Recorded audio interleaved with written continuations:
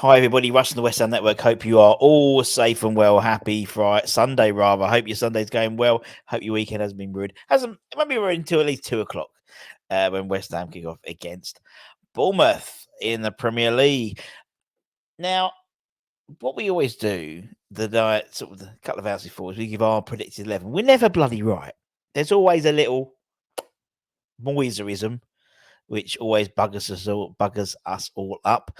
And I think actually it's even more so the case this weekend because he had this press conference on Friday.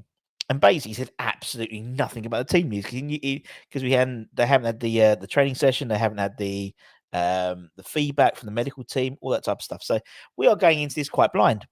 Now, some of the positions I think okay. So some of the positions I think, based on the substitutions that he made on Thursday towards the end of the game, giving people wests, would to me assume that they are going to be playing on Sunday, going to be playing today, and so that's the idea. So we're going to a little bit blind. So bear with. If you're new around here, give it a like, give it a comment, give it a share, give it a subscribe, all that good stuff. Maybe become a channel member and win potentially in for a chance of winning a signed West Ham shirts. Signed West Ham shirts, which will be given away in the next 2 months of members draws. If you remember, you automatically get entered into a prize draw to win some memorabilia.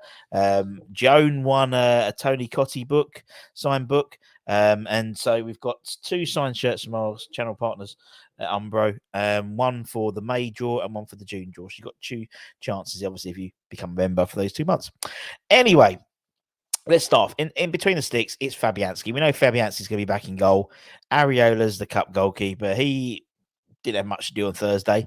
Fabianski comes back in. Simples, easy one to start with. Now we get a bit interesting. So obviously, I think he'll keep the back 4. I think he tried to experiment with the back 3 when we played Ghent back at their gaff, but it didn't work.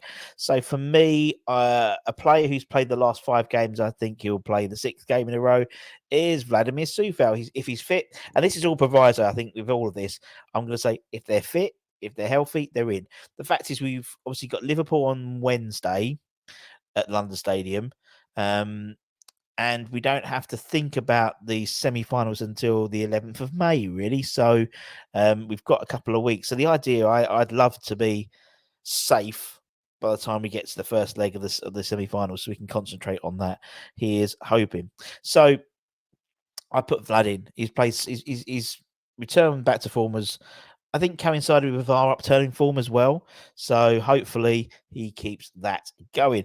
He'll be partnered as long as he's fit. Kurt Zuma, he was taken off with 30 minutes to go on Thursday. So the assumption is he's someone you need to rest. So hopefully he's got enough rest. If not, I can see obviously Angelo Ogbonna coming in and Naoth going to the right-hand side and Ogbonna going to the left-hand side. Obviously Oggy was suspended for the game. He was for the quarterfinals, second leg. So he'll be back in contention for the semi-finals.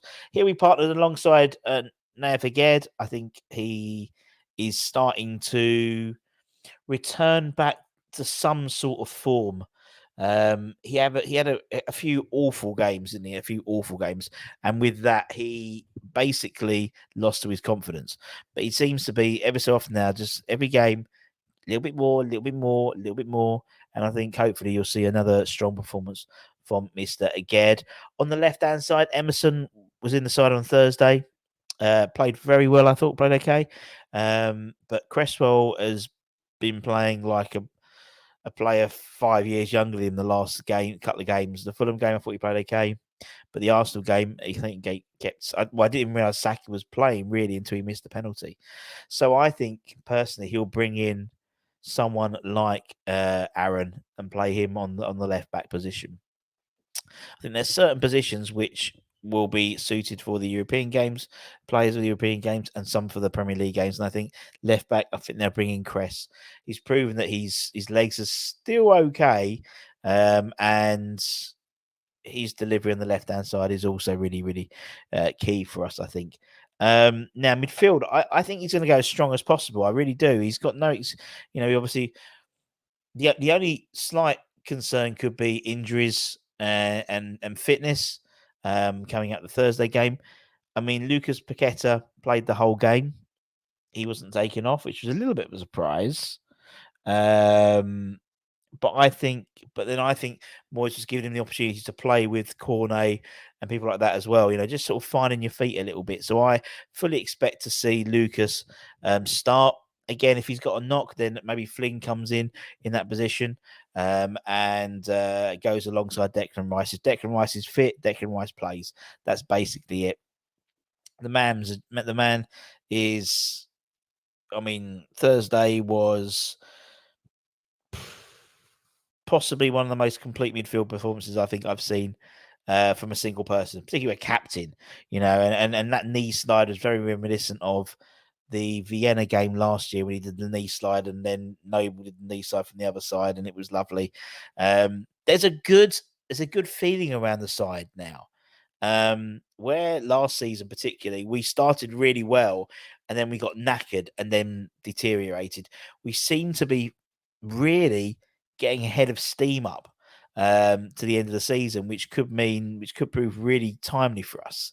I know it's been a frustration, where's this team we've seen Thursday in the sort of the 60 minutes of the Arsenal game? Where's this team been all season? It's been there, just hasn't clicked, and for some reason it's clicked. And actually, after the game, after the Ghent game, I was interviewing a few people after you go back and check it on the highlights show. And there was one lad, well, a couple of them, two of them, they had a few beers and they enjoyed themselves. A couple of lads enjoyed themselves.